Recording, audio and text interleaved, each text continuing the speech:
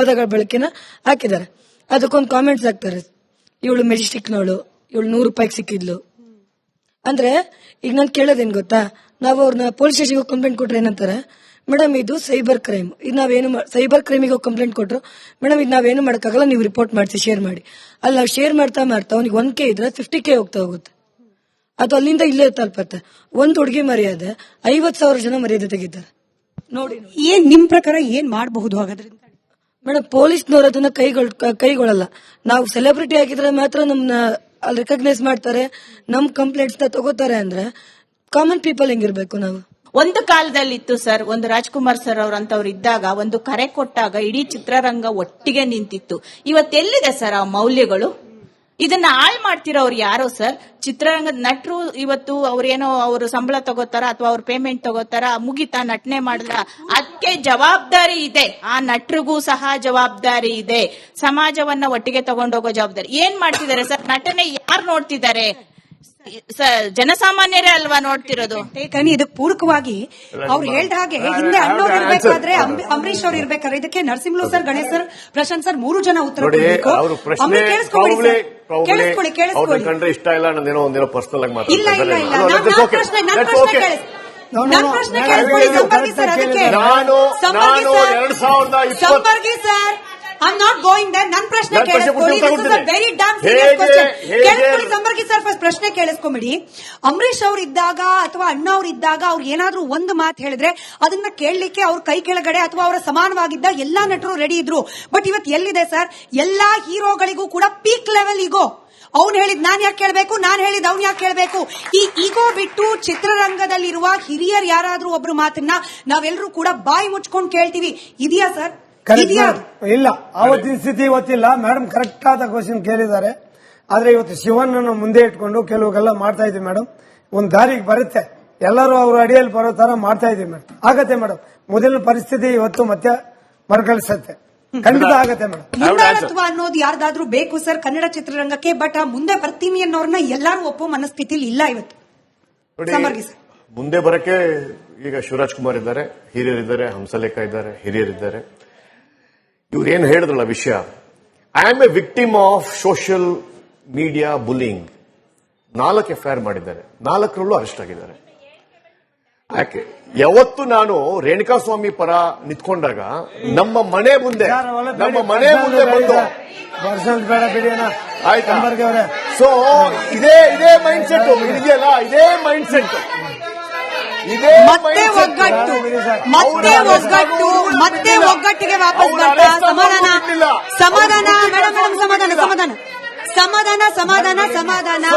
Sir ಸಂಪರ್ಗಿ sir ಪ್ರಶ್ನೆ ಸಮಾಧಾನ. Madam ಸಮಾಧಾನ. ಖಂಡಿತ ಒಗ್ಗಟ್ಟಿದೆ. ಶಿವರಾಜ್ ಕುಮಾರ್ ಅವರ ಒಂದು ಅಧ್ಯಕ್ಷತೆಯಲ್ಲಿ ಅನೇಕ ಸಂವಾದಗಳು, ಅನೇಕ ಟ್ರಸ್ಟ್ ಬಿಲ್ಡಿಂಗ್ ಫ್ಯಾಕ್ಟರ್ಸ್ ಆಗಿದೆ. ಶಿವರಾಜ್ ಕುಮಾರ್ ಒಂದು ಪೊಲಿಟಿಕಲ್ ಪಾರ್ಟಿ ಜೊತೆ ಅಸೋಸಿಯೇಟ್ ಆಗಿರ್ಬೋದು, ಸುದೀಪ್ ಒಂದು ಪೊಲಿಟಿಕಲ್ ಪಾರ್ಟಿ ಅಸೋಸಿಯೇಟ್ ಆಗಿರ್ಬೋದು. But when it comes to film industry, they are together, they are always together. Ganesh ನೋಡಿ, ಈಗ ಕೇಳಿಸ್ಕೊಳ್ಳಿ ಗಣೇಶ್, ಇದೇ ಕಾರಣಕ್ಕೆ ನಟ ಸಾರ್ವಭೌಮ ಡಾಕ್ಟರ್ ರಾಜ್ಕುಮಾರ್ ಅಣ್ಣ ಅವರು ಯಾವುದೇ ಪೊಲಿಟಿಕಲ್ ಪಾರ್ಟಿ ಜೊತೆ ಗುರುತಿಸ್ಕೊಂಡಿರ್ಲಿಲ್ಲ. ಈಗ ಸಂಪರ್ಗಿ ಅವರು ಹೇಳಿದಾಗೆ ಶಿವಣ್ಣ ಅವ್ರ ಒಂದು ಪಾರ್ಟಿ ಅಂತ ಹೇಳ್ತಾರೆ, ಸುದೀಪ್ ಅವ್ರ ಒಂದು ಪಾರ್ಟಿ, ಸೆಕೆಂಡ್ ಬಿಟ್ಬಿಡೋಣ.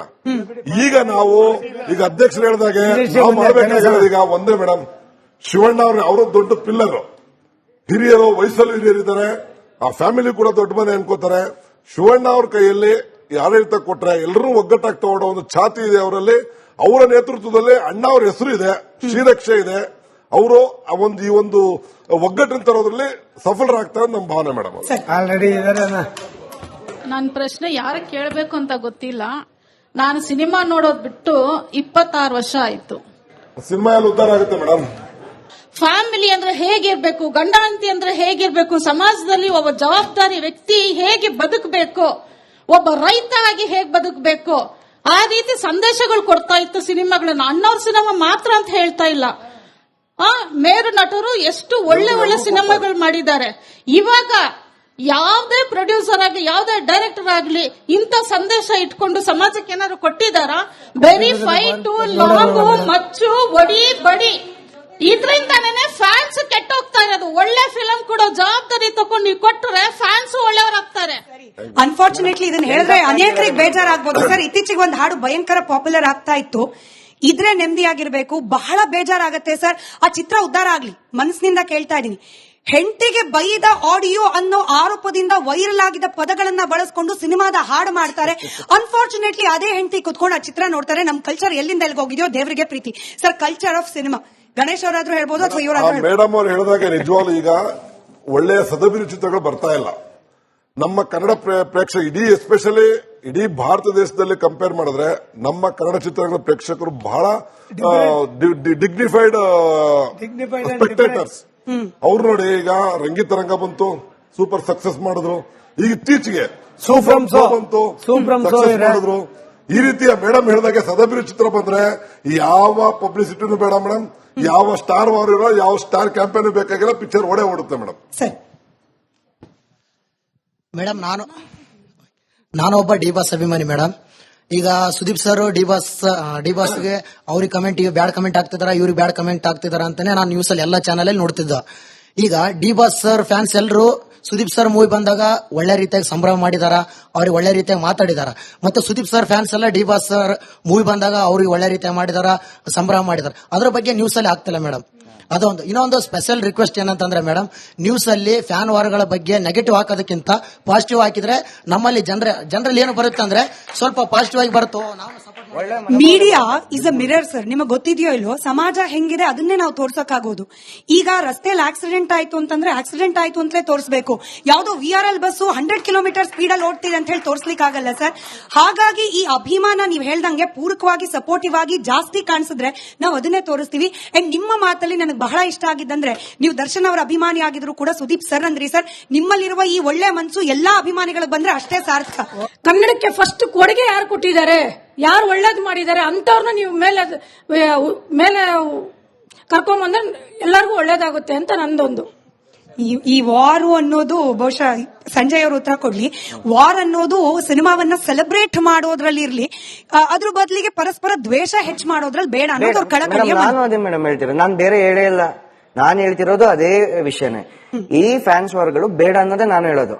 ಈಗ ನೋಡಿ, ಫಾರ್ ಎಕ್ಸಾಂಪಲ್ ಈಗ ಡಿ ಬಾಸ್ ಅವರು ಒಂದು ಕರೆ ಕೊಟ್ಟಾಗ ಕೊರೋನಾ ಟೈಮಲ್ಲಿ ಎಷ್ಟು ಜನಕ್ಕೆ ಮನೆ ಒಳಗೆ ಊಟ ಹೋಗ್ತು, ಇದ್ರ ಬಗ್ಗೆ ಚರ್ಚೆ ಮಾಡ್ತಾ ಇದೀರಾ ನೀವು? ಇಲ್ಲ.